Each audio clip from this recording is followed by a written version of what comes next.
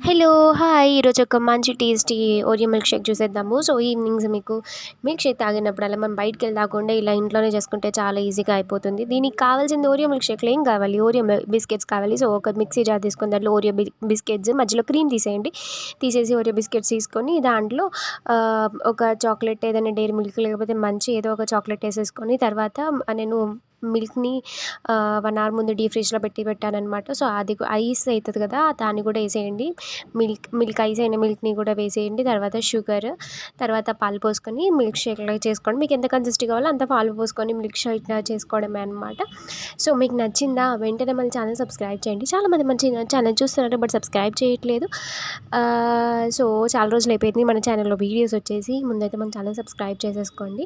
So, ఇదేంటి అంటే మంచిగా మనము పైన ఇంకా చాక్లెట్ సిరప్ ఉంటే పైన గార్నిష్ చేసుకొని కూడా తినొచ్చు. బాయ్.